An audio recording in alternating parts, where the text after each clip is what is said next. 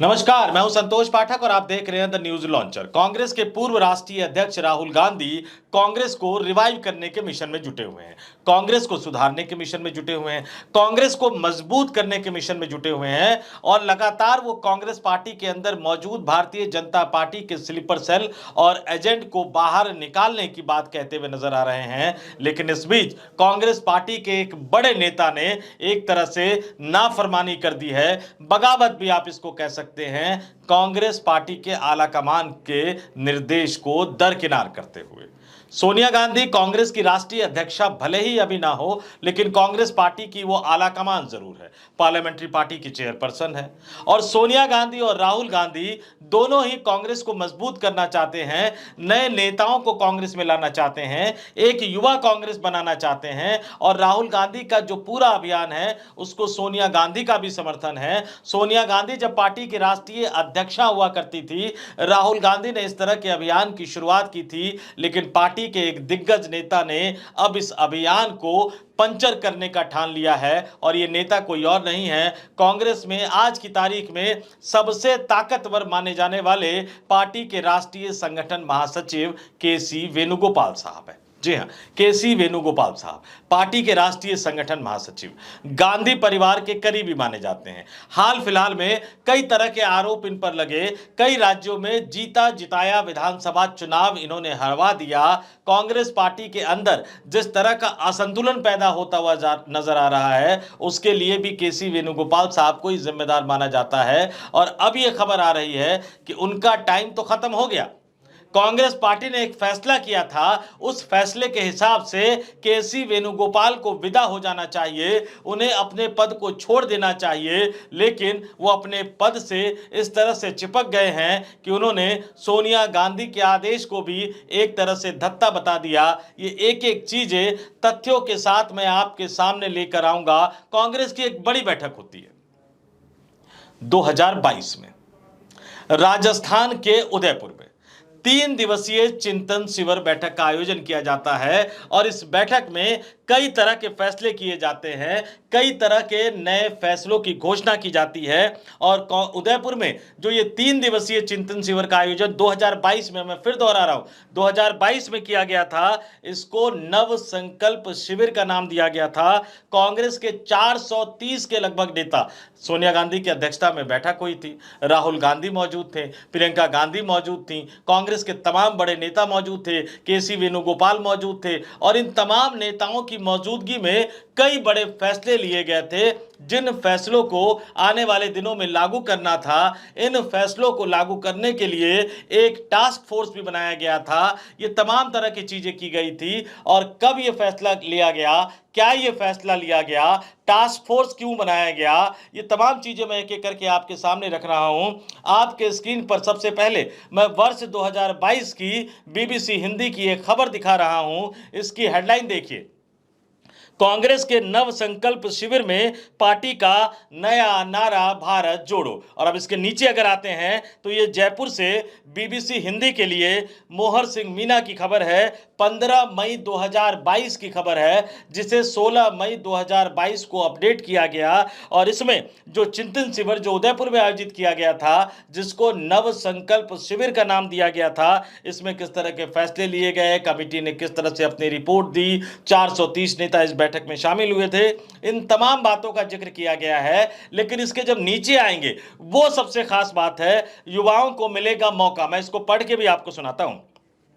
कांग्रेस कार्य समिति राष्ट्रीय पदाधिकारियों, प्रदेश, जिला, ब्लॉक व मंडल पदाधिकारियों में 50% पदाधिकारियों की आयु 50 वर्ष से कम हो। राष्ट्रीय, प्रदेश, जिला, ब्लॉक व मंडल संगठनों की इकाइयों में दलितों, आदिवासियों, पिछड़ों, अल्पसंख्यकों व महिलाओं को न्याय संगत प्रतिनिधित्व दिया जाएगा। लेकिन इससे जो नीचे की लाइन है वो सबसे अहम लाइन है। इससे नीचे की वो लाइन है जो राहुल गांधी का विजन था, जो सोनिया गांधी का विजन था, 2022 में फैसला किया गया था। और वो नीचे की लाइन क्या थी कि 5 साल से ज्यादा कोई भी व्यक्ति एक पद पर नहीं रहेगा। ये कहा गया कि पार्टी के इस फैसले से नए लोगों को मौका मिलेगा, जो कुर्सी से चिपके हुए हैं उन नेताओं की विदाई होगी, 5 साल से ज्यादा किसी को भी रहने नहीं दिया जाएगा। और अब मैं आपको दिखाता हूं कि उसके बाद कांग्रेस पार्टी ने जो ऑफिशियल प्रेस रिलीज जारी किया था, उस रिलीज में क्या क्या बताया गया था। इस रिलीज की पहले तारीख आप देख लीजिए, 24 मई 2022। 24 मई 2022 को कांग्रेस पार्टी ने प्रेस रिलीज जारी करके बताया कि उदयपुर में जो नव संकल्प शिविर का आयोजन किया गया था, उसके बाद कांग्रेस की राष्ट्रीय अध्यक्षा सोनिया गांधी ने कई ग्रुप बनाए, कई कमेटी बनाई। इसमें पॉलिटिकल अफेयर्स ग्रुप्स है, टास्क फोर्स 2024 है और सेंट्रल प्लानिंग ग्रुप बनाया गया। इन तीनों ग्रुपों को अलग अलग तरह की जिम्मेदारी दी गई, लेकिन इसमें जो सबसे अहम ग्रुप था टास्क फोर्स 2024 था। इसको ये टास्क दिया गया था कि उदयपुर के चिंतन शिविर में जो जो फैसले लिए गए उन फैसलों को लागू करवाया जाए। और इस फैसलों को लागू करवाने वाले टास्क फोर्स में एक महत्वपूर्ण सदस्य के रूप में केसी वेणुगोपाल भी शामिल थे। आपके स्क्रीन पर इन टास्क फोर्स के मैं नाम भी दिखा रहा हूं, आप देखिए कौन कौन से नेता इसमें शामिल थे। पी चिदम्बरम, मुकुल वासनिक, जयराम रमेश बहुत चर्चा में रहते हैं। केसी वेणुगोपाल राष्ट्रीय संगठन महासचिव है। अजय माकन, प्रियंका गांधी वाड्रा, गांधी परिवार में आजकल कई तरह के आंदोलन, अभियान और राष्ट्रीय बैठकों से प्रियंका गांधी वाड्रा नदारद है, लेकिन 2022 में उनको ये महत्वपूर्ण जिम्मेदारी दी गई थी कि 5 साल वाली जो समय सीमा तय की गई है उसको लागू करवाइए। और इसमें रणदीप सिंह सुरजेवाला भी शामिल थे और सुनील कानूगोलू भी शामिल थे। और इस रिलीज के जारी होने के बाद, यानी उदयपुर की बैठक के बाद, रणदीप सुरजेवाला उस समय सामने आए। उन्होंने कहा इस टास्क फोर्स को अहम जिम्मेदारी दी गई है, हम हर 72 घंटे में बैठेंगे, जरूरत पड़ी तो हर दिन बैठेंगे। उदयपुर में जो फैसले लिए गए, जो संकल्प लिए गए, उन संकल्पों को लागू करेंगे। उन संकल्पों में से एक संकल्प ये भी था कि 5 साल से ज्यादा समय तक कोई व्यक्ति पार्टी का राष्ट्रीय पदाधिकारी नहीं रहेगा। और केसी वेणुगोपाल साहब ने खेला कर दिया। भारतीय जनता पार्टी में जेपी नड्डा साहब खेला कर रहे हैं, 5 साल से ज्यादा समय से अब अध्यक्ष बने हुए हैं, अवैध अध्यक्ष बने हुए हैं, तो उनके पीछे तो गुजराती लॉबी है। अब केसी वेणुगोपाल साहब के पीछे कौन है, यह बड़ा एक रहस्यमयी सवाल बना हुआ है। लेकिन कैसे केसी वेणुगोपाल ने सोनिया गांधी के आदेश को धत्ता बता दिया, कांग्रेस पार्टी के विजन को धत्ता बता दिया, अब यह तथ्य मैं तारीखों के साथ आपके सामने रखने जा रहा हूं। केसी वेणुगोपाल साहब केरल से आते हैं, मनमोहन सिंह की यूपीए सरकार में मंत्री भी रह चुके हैं और इनको 29 अप्रैल 2017 को, तारीखों पर गौर कीजिएगा क्योंकि ये तारीख ही अपने आप में सारी कहानी बताते हुए नजर आ रहे हैं। 29 अप्रैल 2017 को कांग्रेस का महासचिव बनाया गया था। इस कांग्रेस के महासचिव और 2017 की तारीख को मैं थोड़ा सा किनारे कर देता हूं। आगे आते हैं। वर्ष 2018 में जब अशोक गहलोत राजस्थान के मुख्यमंत्री बनकर चले गए, तो उसके बाद 2019 में, यानी अशोक गहलोत के जाने के बाद कुछ दिनों बाद 23 जनवरी 2019 को केसी वेणुगोपाल को पार्टी का राष्ट्रीय संगठन महासचिव बनाया गया।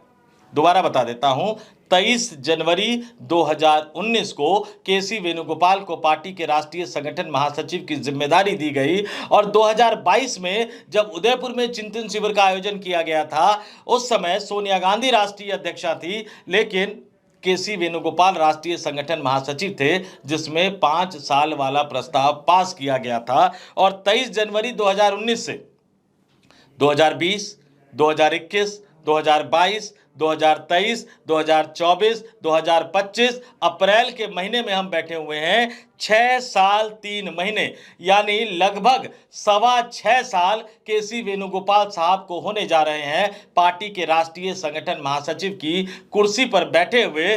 दूसरे शब्दों में कहूं तो पार्टी के राष्ट्रीय संगठन महासचिव की कुर्सी से चिपके हुए, जबकि उन्हीं के राष्ट्रीय संगठन महासचिव रहते हुए यह प्रस्ताव पारित किया गया था। और जिस टास्क फोर्स को यह लागू करने की जिम्मेदारी दी गई थी कि कैसे इसको लागू किया जाए, उस टास्क फोर्स में प्रियंका गांधी के साथ साथ केसी वेणुगोपाल भी शामिल थे। और 6.25 साल के बावजूद केसी वेणुगोपाल हर संभव कोशिश कर रहे हैं कि वो पार्टी के राष्ट्रीय संगठन महासचिव बने रहे। कई तरह से खबरें निकलकर सामने आती है कि केसी वेणुगोपाल की विदाई होने वाली है और उनकी जगह पर अंदर सचिन पायलट को पार्टी का नया राष्ट्रीय संगठन महासचिव बनाया जा सकता है, लेकिन उसके बाद अचानक फिर से केसी वेणुगोपाल ताकतवर होते हुए नजर आने लगते हैं। बीच में खबर यह भी आई थी कि केसी वेणुगोपाल के पावर को, केसी वेणुगोपाल की ताकत को कम करने के लिए कांग्रेस पार्टी के अंदर एक इलेक्शन मैनेजमेंट कमेटी बनाई जा सकती है, जिसका जिम्मा प्रियंका गांधी को दिया जा सकता है और वही इलेक्शन मैनेजमेंट कमेटी चुनाव वाले राज्यों का तमाम कामकाज देखेगी। यानी चुनाव वाले राज्यों में पार्टी नेताओं के साथ बैठक करेगी, पार्टी संगठन को मजबूत करेगी, गठबंधन के सहयोगी दलों के साथ बातचीत करेगी, सीट बंटवारे को लेकर चर्चा होगी, सीट बंटवारे का फॉर्मूला तैयार किया जाएगा और पार्टी के उम्मीदवारों के नामों पर चर्चा होगी और ये तमाम चीजें करने के बाद फिर सीईसी की बैठक में रखा जाएगा। अगर वो कमेटी बन जाती, अगर प्रियंका गांधी के नेतृत्व में वो कमेटी बन जाती, तो केसी वेणुगोपाल के पास से बहुत सारे काम छिन जाते और फिर उनके राष्ट्रीय संगठन महासचिव रहने या नहीं रहने का कोई असर नहीं होता। लेकिन वैसा हो नहीं पाया। उसके पीछे की कहानी कुछ और है, उसके पीछे की कहानी भी बहुत दिलचस्प है। लेकिन इन सब का लब्बो लुआब ये है कि गांधी परिवार के कहने के बावजूद, गांधी परिवार के विजन के बावजूद, कांग्रेस पार्टी के चिंतन शिविर में यह फैसला लेने के बावजूद, और यह फैसला सोनिया गांधी की अध्यक्षता में लिया गया, राहुल गांधी के विजन के मुताबिक लिया गया, इन तमाम चीजों के बावजूद केसी वेणुगोपाल राष्ट्रीय संगठन महासचिव बने हुए हैं, जबकि उनका कार्यकाल खत्म हो चुका है, उनकी विदाई की बेला आ चुकी है, उनको अब विदा हो जाना चाहिए। लेकिन वो गांधी परिवार के आदेश को भी मानने को तैयार नहीं है और इससे कई तरह के नए सवाल उठकर खड़े होकर सामने आ रहे हैं। और केसी वेणुगोपाल पर उठ रहे सवालों का अंत यहीं तक नहीं होता। कहा तो यहां तक जा रहा है कि जिस तरह का वादा राहुल गांधी ने कर्नाटक में डीके शिव कुमार के साथ किया था, वो वादा पूरा होने की संभावना बिल्कुल ना के बराबर है, क्योंकि जब तक केसी वेणुगोपाल पार्टी के राष्ट्रीय संगठन महासचिव रहेंगे, कर्नाटक में सिद्धारमैया को मुख्यमंत्री के पद से कोई हटा नहीं सकता। राजस्थान में राहुल गांधी चाहने के बावजूद सचिन पायलट को, जिनके साथ उन्होंने वादा किया था, उनको वो राजस्थान का मुख्यमंत्री नहीं बनवा पाए। अशोक गहलोत ने अपना कार्यकाल पूरा किया और विधानसभा चुनाव में कांग्रेस सत्ता से हारने के बाद बाहर हो गई।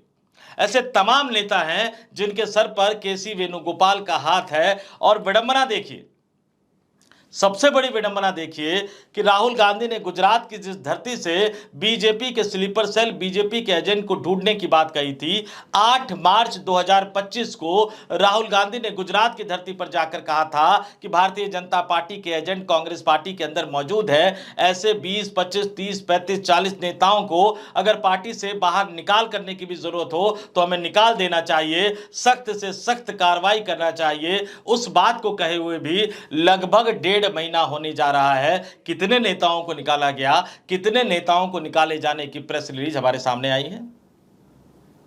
इससे थोड़ा सा आगे बढ़ते हैं। बार बार कांग्रेस पार्टी में यह कहा जा रहा है कि एक मार्गदर्शक मंडल बनाया जाएगा, उसमें भूपेंद्र सिंह हुड्डा शामिल किए जाएंगे, उसमें दिग्विजय शामिल किए जाएंगे, उसमें कमलनाथ शामिल किए जाएंगे, कांग्रेस पार्टी के वृद्ध नेता शामिल किए जाएंगे, जिन पर कांग्रेस आलाकमान को भरोसा नहीं है। लेकिन केसी वेणुगोपाल सबकी ढाल बने हुए हैं और इसलिए यह कहा जा रहा है कि राहुल गांधी चाहे जो भी फैसले करे, सोनिया गांधी चाहे जो भी फैसले करे, कांग्रेस आलाकमान चाहे जो भी फैसले करे, लेकिन केसी वेणुगोपाल के दरवाजे पर आकर वो तमाम फैसले ठहर जाते हैं। केसी वेणुगोपाल पार्टी के बुजुर्ग नेताओं और पुराने नेताओं की ढाल बने हुए हैं। उनका खुद का कार्यकाल तो खत्म हो गया है, उनको खुद तो हट जाना चाहिए, लेकिन हटने की बजाय वो गांधी परिवार के आदेशों की नाफरमानी करते हुए पूरी कोशिश करते हैं कि पुराने नेताओं को बचाया जा सके, पुराने नेताओं की कुर्सी को बचाया जा सके। ऊपर ऊपर से लगता है कि कांग्रेस बदलती हुई नजर आ रही है, लेकिन नीचे नीचे सब कुछ उसी तरह से रहता है और इसका नतीजा यह होता है कि कांग्रेस चुनाव दर चुनाव हारती चली जा रही है। जाते जाते याद दिला दूं, जनवरी 2019 में केसी वेणुगोपाल के पार्टी के राष्ट्रीय संगठन महासचिव बनने के बाद 2019 का लोकसभा चुनाव हुआ, 2024 का लोकसभा चुनाव हुआ। दोनों लोकसभा चुनावों में कांग्रेस पार्टी की हार हुई, बल्कि 2024 के लोकसभा चुनाव में तो कांग्रेस पार्टी जीतते जीतते रह गई। मल्लिकार्जुन खड़गे ने खुद यह कहा था कि अगर 25-30 सीटें हम और जीत जाते तो केंद्र में हमारी सरकार होती, और आज तक इस बात का विश्लेषण नहीं हो पाया कि कांग्रेस पार्टी 25-30 सीटें और क्यों नहीं जीत पाई। हरियाणा में विधानसभा चुनाव कांग्रेस पार्टी जीतते जीतते हार गई। महाराष्ट्र में कांग्रेस पार्टी खुद तो हारी ही, पूरे गठबंधन की एक तरह से मिट्टी पलीत कर दी। दिल्ली के विधानसभा चुनाव में कांग्रेस पार्टी जीरो पर ही सिमट गई और इस जीरो को भी कांग्रेस पार्टी एक बड़ी उपलब्धि बताती हुई नजर आई। ध्यान दीजिएगा कि उस दौरान ये सवाल उठे कि प्रियंका गांधी के चुनावी दौरे, प्रियंका गांधी के चुनावी कार्यक्रम ढंग से दिल्ली के विधानसभा चुनाव में नहीं लगाए गए थे। इस तरह के सवाल कई अन्य राज्यों में उठ रहे हैं और इन तमाम सवालों के उठने के साथ ही सबसे बड़ी जरूरी चीज मैं बता दूं कि कांग्रेस पार्टी के अंदर आज की तारीख में इन तमाम चीजों को जो तय करते हैं वो राष्ट्रीय संगठन महासचिव होने के नाते केसी वेणुगोपाल ही तय करते हैं और इसलिए उनकी भूमिका को लेकर कई तरह के सवाल उठ रहे हैं। कहा तो यहां तक जा रहा है कि अहमद पटेल को सोनिया गांधी के बगल में बैठे हुए कितने लोगों ने देखा, अहमद पटेल को पर्दे के सामने कितने लोगों ने देखा, लेकिन केसी वेणुगोपाल राहुल गांधी के साथ बैठे नजर आते हैं, उनके साथ चलते हुए नजर आते हैं और साथ रहने का शौक इतना ज्यादा है कि लोकसभा में समाजवादी पार्टी के मुखिया अखिलेश यादव की सीट तक बदलवा दी ताकि केसी वेणुगोपाल खुद राहुल गांधी के साथ बैठ सके। कांग्रेस हलकों में इस बात की चर्चा बहुत ज्यादा होती है कि केसी वेणुगोपाल राहुल गांधी का साथ छोड़ते ही नहीं हैं। उनको डर यह लगता है कि अगर उन्होंने मौका दिया तो कोई और नेता राहुल गांधी तक पहुंच जाएगा, तमाम चीजें उनको फीडबैक देने लगेगा और फिर उनका कद घटना शुरू हो जाएगा। अहमद पटेल के बारे में तो यह कहा जाता है कि उनके पास जो भी फीडबैक आता था बिल्कुल उसको जस का तस वो सोनिया गांधी तक पहुंचा दिया करते थे, लेकिन केसी वेणुगोपाल पर आरोप लगाया जाता है कि उनके पास जो फीडबैक आता है उसको अपने हिसाब से ढालकर वो राहुल गांधी तक पहुंचाते हैं और नतीजा कांग्रेस चुनाव दर चुनाव हारती जा रही है। और इस नए खुलासे ने यह साफ कर दिया है कि वो भी अवैध रूप से अपने पद यानी राष्ट्रीय संगठन महासचिव की कुर्सी से चिपके हुए हैं। इस वीडियो में इतना ही। मुझे यानी संतोष पाठक को दीजिए इजाजत। आप तमाम लोग देखते रहिए द न्यूज लॉन्चर। नमस्कार।